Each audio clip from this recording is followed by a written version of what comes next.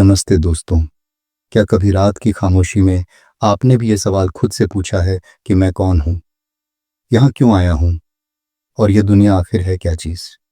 अगर ये सवाल आपके दिल में भी उठते हैं तो इस वीडियो को अंत तक ज़रूर देखना। और हाँ, अगर आप ऐसे ही गहरे सवालों के जवाब जानना चाहते हैं तो इस चैनल को अभी सब्सक्राइब कर लीजिए। आज हम एक ऐसे सवाल से पर्दा उठाने जा रहे हैं जिसे जानने के बाद आपकी ज़िंदगी पहले जैसी नहीं रहेगी। आपके अंदर जो चेतना है, जो सब कुछ महसूस कर रही है, जो आपकी आंखों से ये दुनिया देख रही है, वो कहाँ से आई? क्या ये शरीर पहले था या वो चेतना? और अगर चेतना पहले थी तो उसे इस शरीर की ज़रूरत क्यों पड़ी? परमहंस योगानंद जी कहते हैं कि आत्मा इस दुनिया में किसी मजबूरी में नहीं आती। उसका यहाँ आने का एक खास मकसद होता है और वो मकसद ये दुनिया नहीं जानती। जिसे दुनिया किस्मत, दुर्भाग्य, संयोग या होनी कहती है, योगानंद जी उसे चेतना का एक खेल बताते हैं। एक ऐसा नाटक जो इतना असली लगता है कि आत्मा खुद को इस नाटक का एक किरदार मान बैठती है। परमात्मा ने आत्मा को बनाया और उसे ये आज़ादी दी कि अगर वो चाहे तो वापस लौट सकती है और चाहे तो इस दुनिया में भटक सकती है। लेकिन सवाल तो यही है कि आत्मा को इस दुनिया में भेजा क्यों गया? क्या परमात्मा अकेले थे? क्या उन्हें किसी की ज़रूरत थी? क्या वो अपनी ही बनाई दुनिया में आत्मा को इसलिए भेजते हैं ताकि वो अपना असली रूप भूल जाए? नहीं, ये दुनिया आत्मा की कोई परीक्षा नहीं है, बल्कि ये उसका प्रकाश है। ये संसार एक प्रयोगशाला है जहाँ आत्मा को खुद को अनुभव करना है। जब आत्मा परमात्मा के साथ होती है तब वो सिर्फ होती है, लेकिन जब वो इस दुनिया में आती है तब उसे अपने होने का एहसास होता है। जैसे कोई आँख देख तो सकती है, पर खुद को देखने के लिए उसे एक शीशे की ज़रूरत होती है, एक परछाई की ज़रूरत होती है। ये संसार वही शीशा है। इसीलिए परमात्मा आत्मा को इस दुनिया में भेजता है ताकि आत्मा खुद को जान सके। ये जानना बहुत मुश्किल है, क्योंकि जब आत्मा शरीर लेती है तो वो अपने असली घर की याद भूल जाती है। वो याद धुंधली हो जाती है और यही भूल जन्म देती है दुख को, मोह को और भटकाव को। आत्मा रोती है, तड़पती है, प्यार करती है, नफरत करती है, टूटती है और फिर खोजती है। क्यों? क्योंकि परमात्मा ने उसके अंदर वापस लौटने की एक तड़प का बीज डाल रखा है। जैसे समुद्र से उठती है लहर, वो समुद्र से अलग नहीं होती, फिर भी वो खुद को अलग मानती है। लहर का जन्म समुद्र से हुआ, उसका वजूद समुद्र में है और उसका अंत भी उसी में है। आत्मा भी ऐसी ही है। वो परमात्मा से उठती है कुछ पलों के लिए ये भ्रम लेकर कि वो आज़ाद है, और फिर इस दुनिया में अपने होने का अनुभव करके वापस लौट जाती है। पर ये पल जो आत्मा के लिए होते हैं, हमारे लिए कई जन्मों की एक लंबी कहानी बन जाते हैं। तो जब आप दुख में होते हैं, जब आप अकेले होते हैं, जब आपको लगता है कि आपको कोई समझने वाला नहीं, तब आप उस हालत के सबसे करीब होते हैं जहां आत्मा परमात्मा को पुकारती है, और वो पुकार ही वापस लौटने की शुरुआत होती है। इसलिए इस दुनिया में आत्मा का आना कोई सज़ा नहीं है। ये एक मौका है उस परम प्यार को, उस परम आनंद को फिर से महसूस करने का, जिसे आत्मा ने पहले सिर्फ जाना था, अब उसे जीना है। और यही जीना आत्मा की यात्रा है। यही कारण है कि परमात्मा आत्मा को इस दुनिया में भेजता है। अब सवाल ये उठता है कि जब आत्मा इस दुनिया में आती है तो वो अपना असली रूप कैसे भूल जाती है? क्यों उसकी याददाश्त खो जाती है? और यही भूल इस दुनिया के सारे दुखों को क्यों जन्म देती है? जब आत्मा इस दुनिया में आती है तो वो सिर्फ शरीर ही नहीं लेती, वो एक पर्दा ओढ़ लेती है, माया का पर्दा। ये माया कोई औरत नहीं है, कोई देवी नहीं है, ये तो वो शक्ति है जो सच को ढक देती है। परमहंस योगानंद जी कहते हैं, माया एक दिव्य सपना है जो आत्मा को ये भ्रम देती है कि वो शरीर है, मन है, विचार है, इतिहास है, जबकि वो इनमें से कुछ भी नहीं है। क्या आपने कभी सोचा है कि जब आप गहरी नींद में होते हैं तो आपका नाम, पहचान, रिश्ते, सब कुछ गायब हो जाता है? तब कौन रहता है आप? ऐसा ही कुछ आत्मा के साथ होता है जब वो गर्भ से इस दुनिया में उतरती है। वो अपने घर के बारे में गहराई से जानती है, लेकिन जैसे ही वो शरीर की सीमाओं में आती है, उसकी चेतना पर परतें चढ़ने लगती हैं।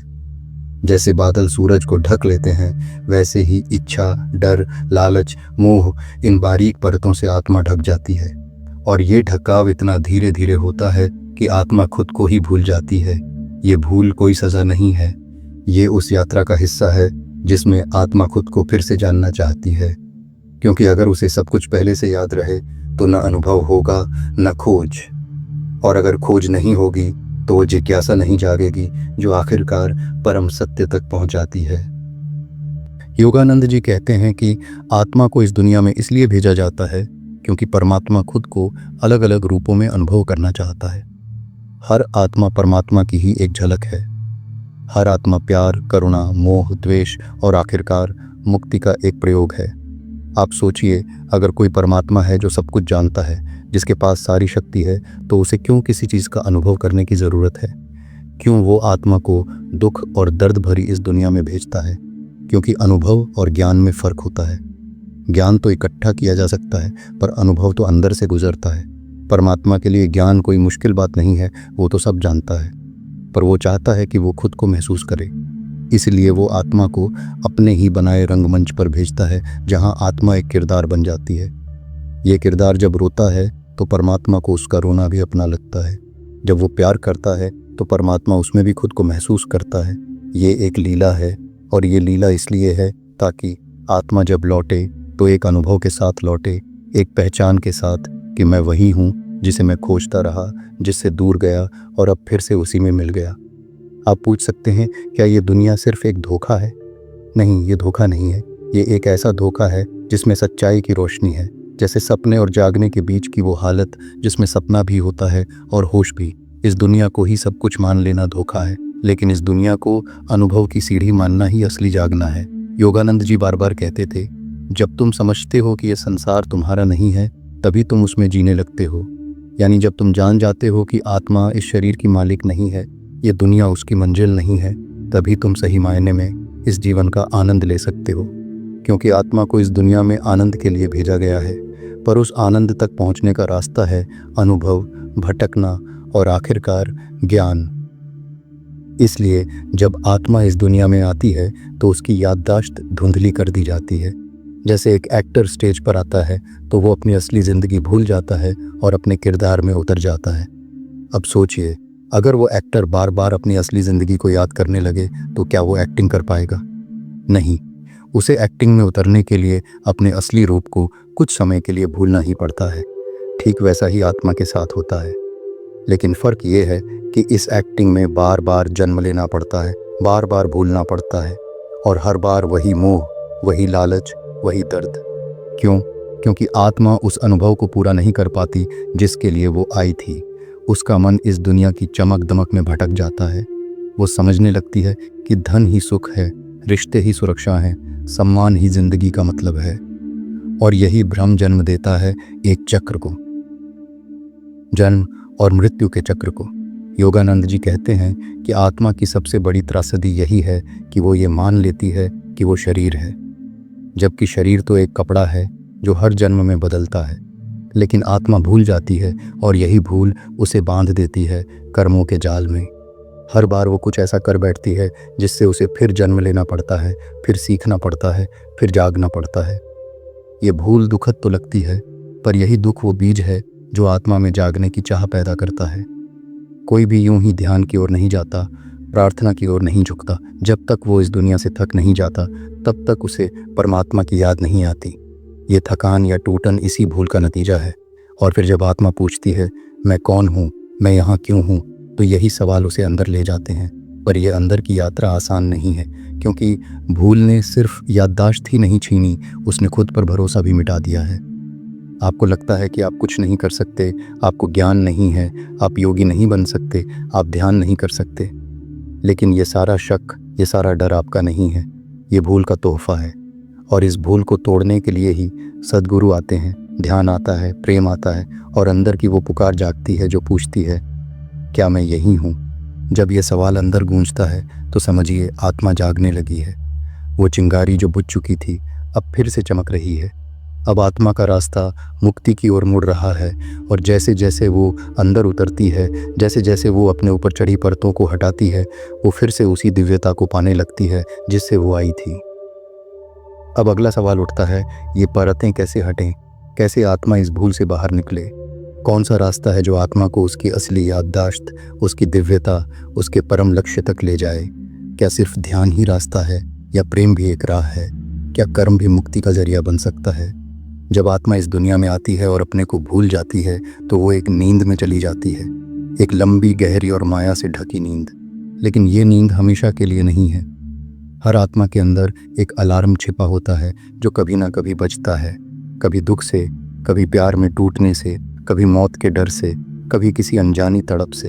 और जब वो अलार्म बजता है तो आत्मा को पहला झटका लगता है।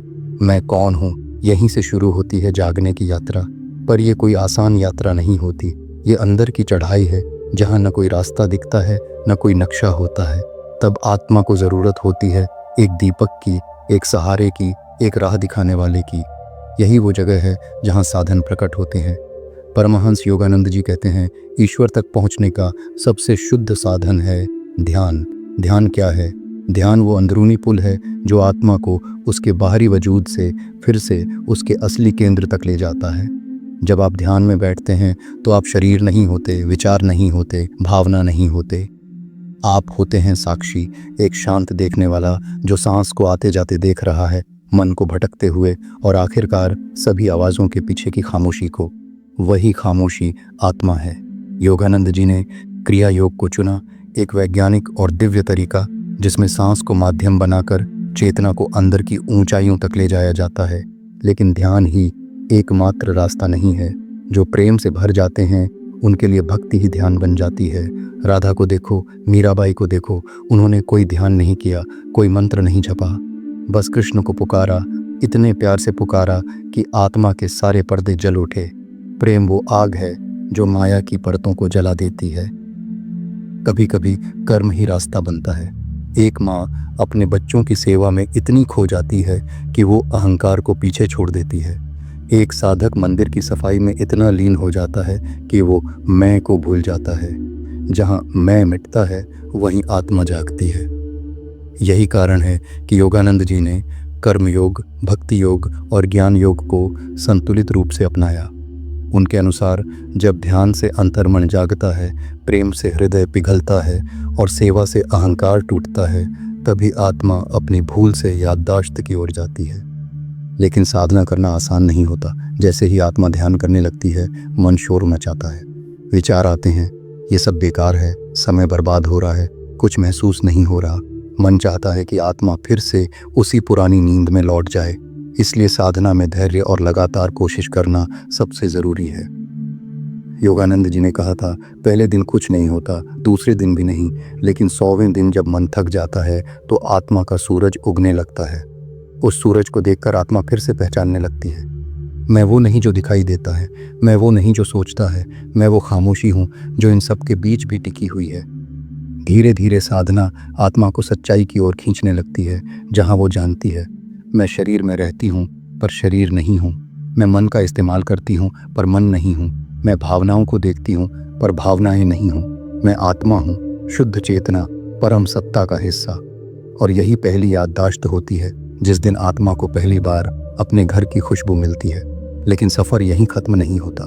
याददाश्त तो लौटने लगी है, पर अब सवाल है, क्या आत्मा इस दुनिया में रहते हुए पूरी तरह से जाग सकती है? क्या वो सांसारिक चीज़ों से जुड़ी रहकर परम सत्य को जी सकती है? क्या वो घर गृहस्थी में रहकर रोज़ के कामों के बीच भी एक योगी की तरह जी सकती है? और परमहंस योगानंद जी ने इसे अपने जीवन में कैसे जिया? जब आत्मा की पहली याददाश्त लौटती है, जब वो पहली बार अंदर की खामोशी को सुनती है, तो एक क्रांति जन्म लेती है। वो जान जाती है कि अब वापस जाना है, पर दुनिया की दीवारें अभी भी खड़ी हैं।